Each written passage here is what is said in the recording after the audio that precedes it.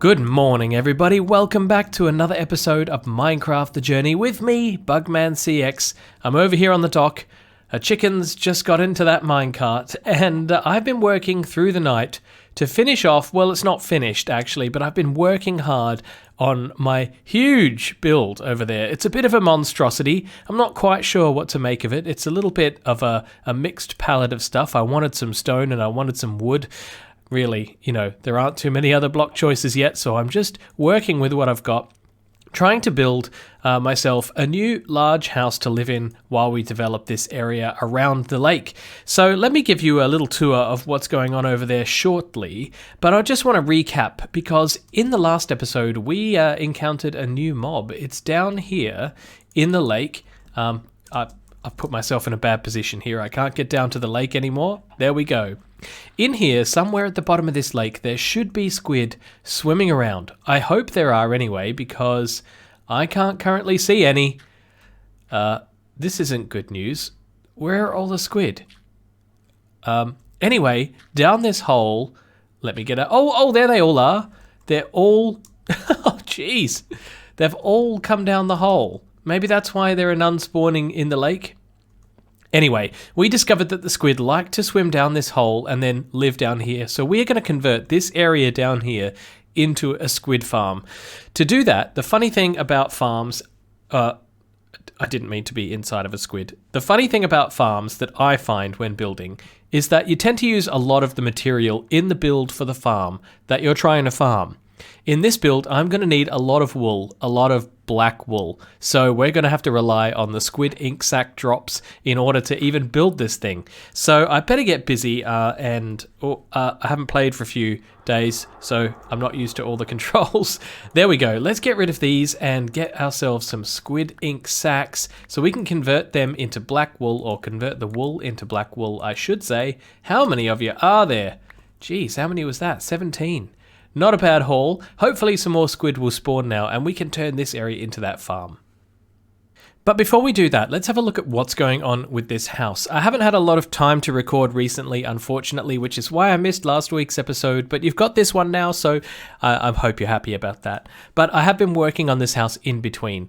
I've been gathering up a lot of logs, as you can see, some glass and some cobblestone, things like that, in order to pull off this build. Now let's go down and have a bit of a closer look at what's going on. As you know, I wanted to live on this hill and I wanted this house to have a lot of views, and it definitely does have a lot of views.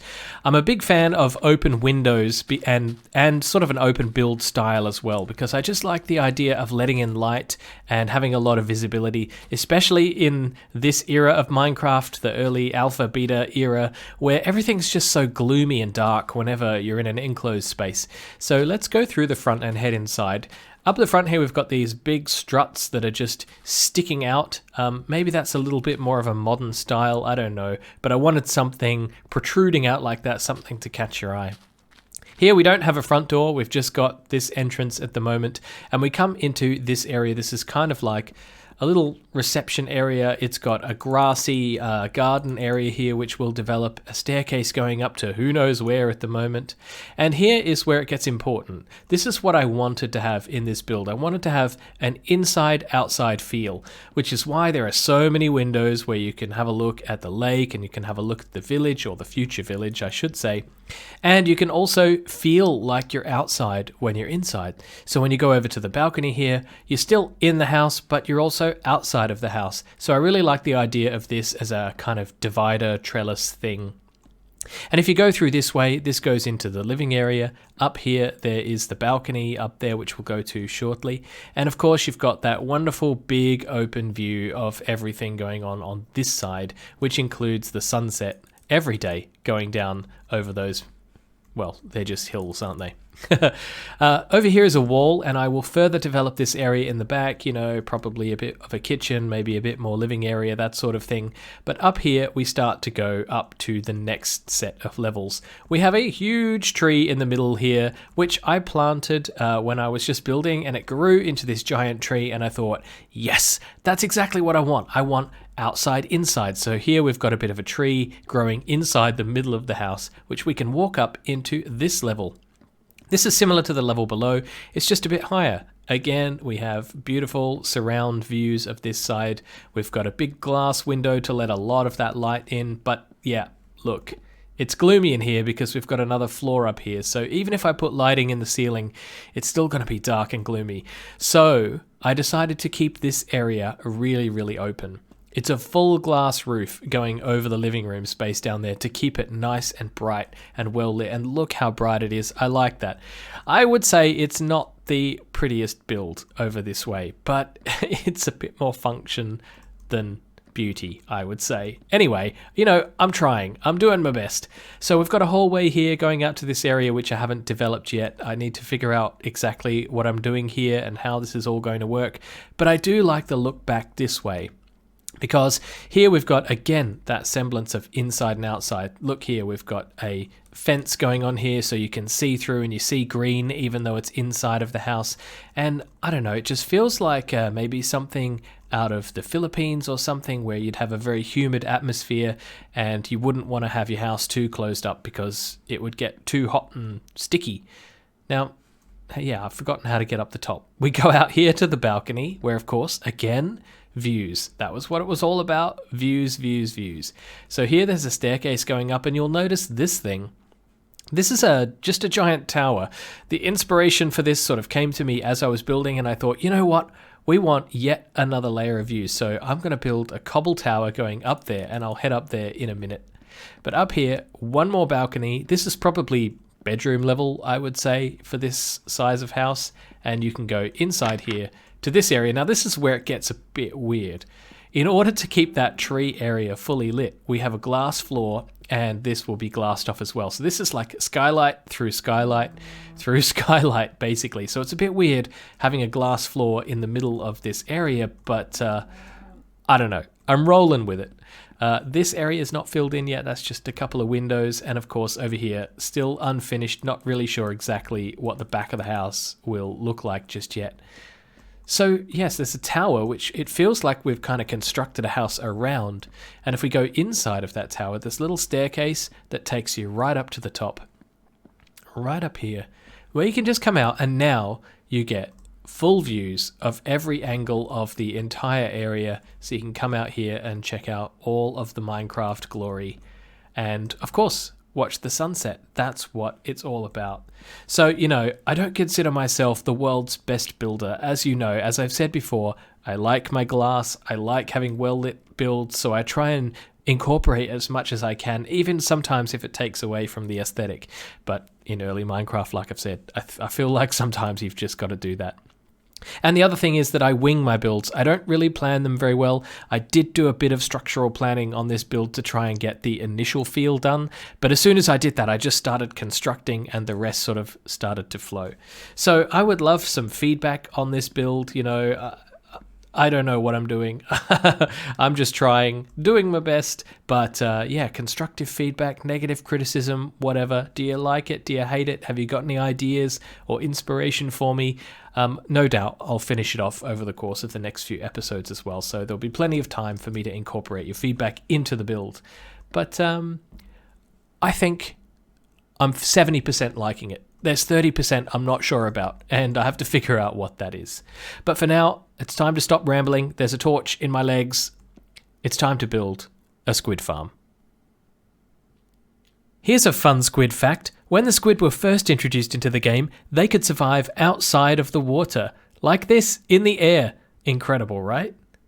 Now here we are inside of the squid cave, and what we need to do is convert this into the inside of a squid.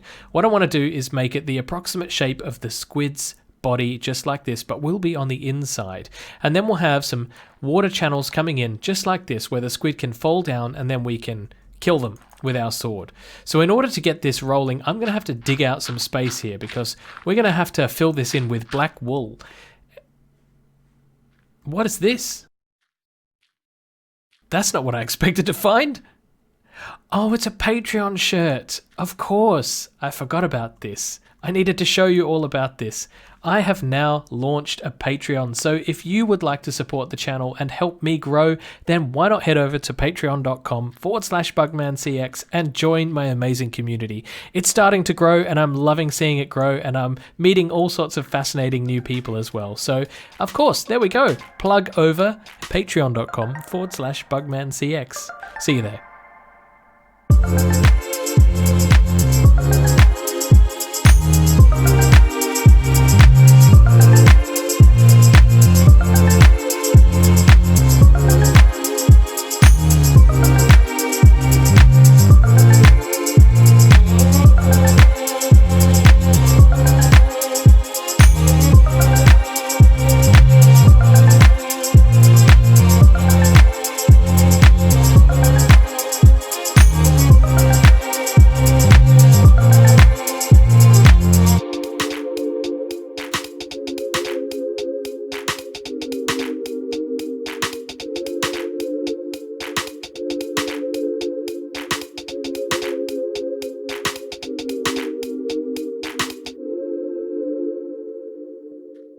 I know what you're thinking.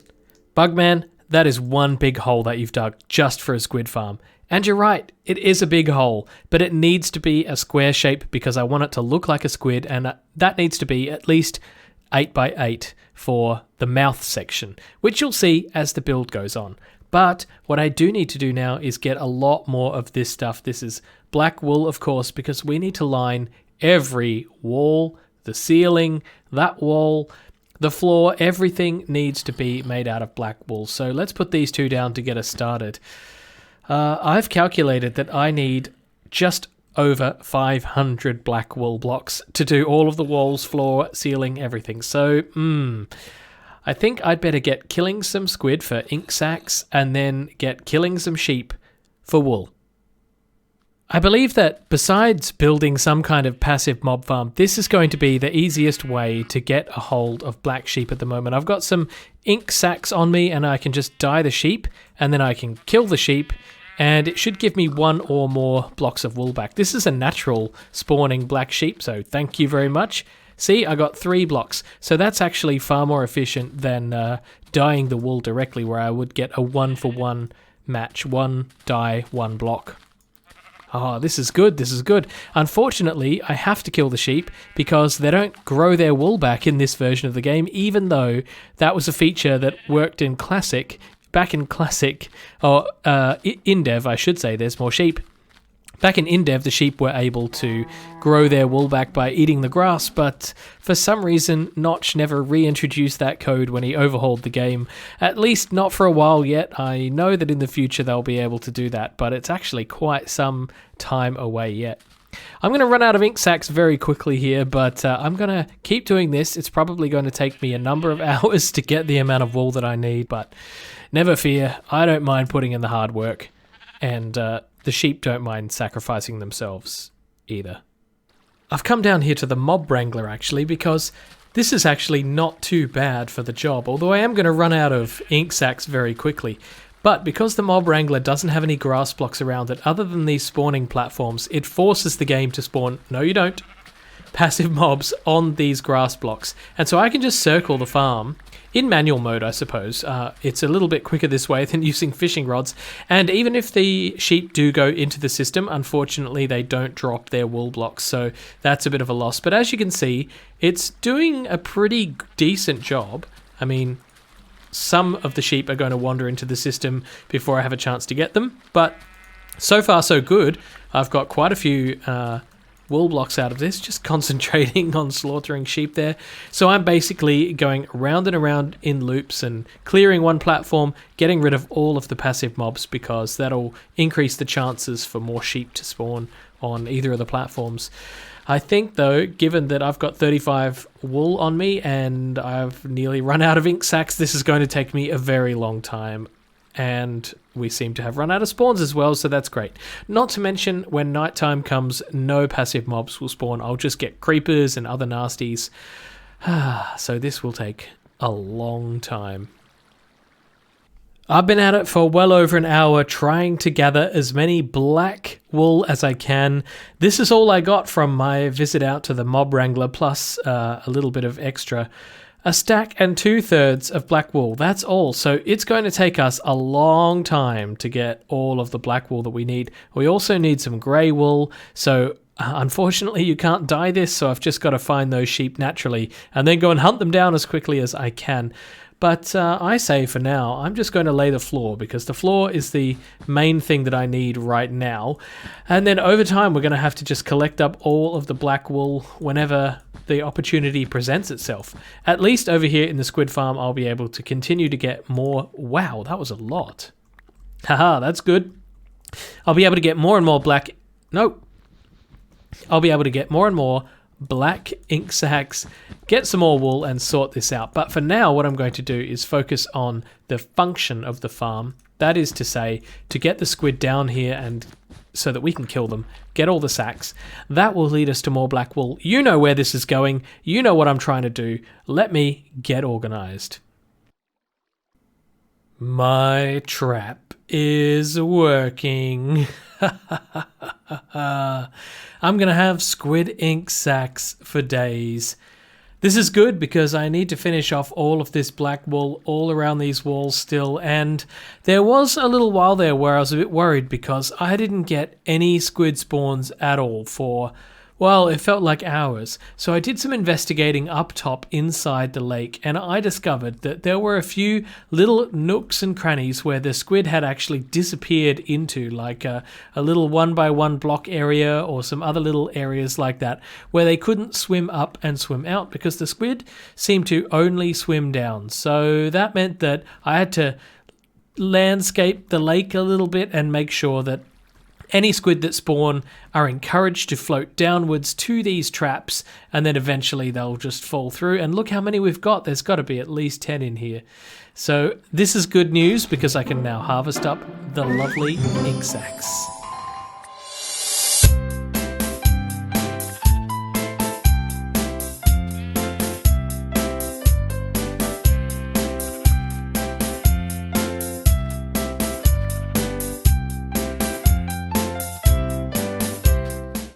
No, too tame. We can do better than this.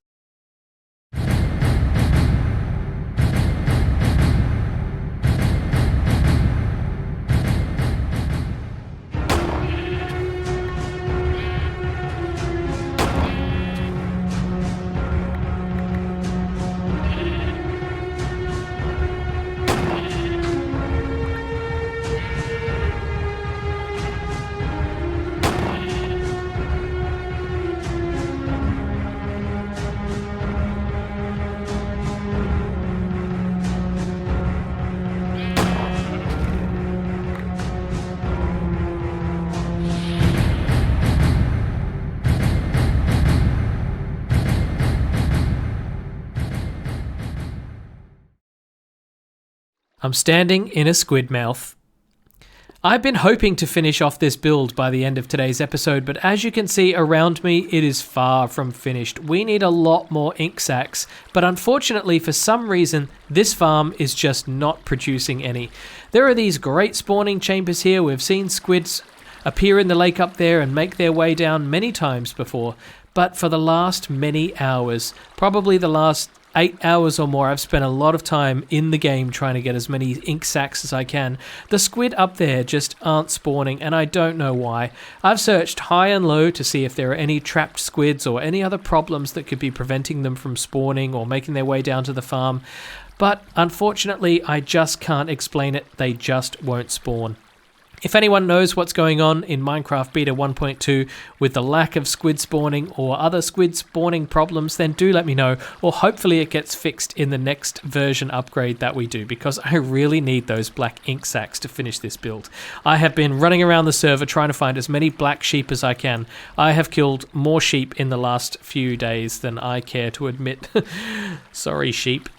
But we will get this finished over the course of the next few episodes or so, even if it kills me or kills some sheep.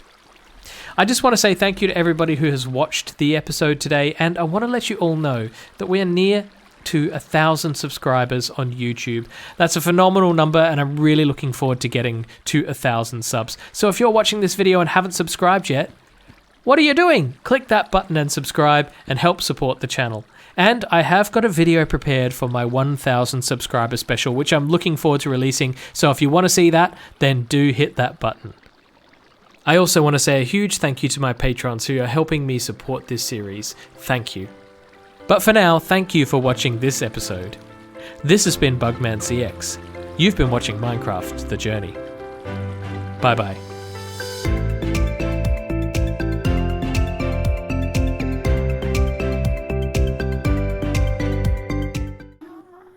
You know, if only the squid would spawn as much as the ghast.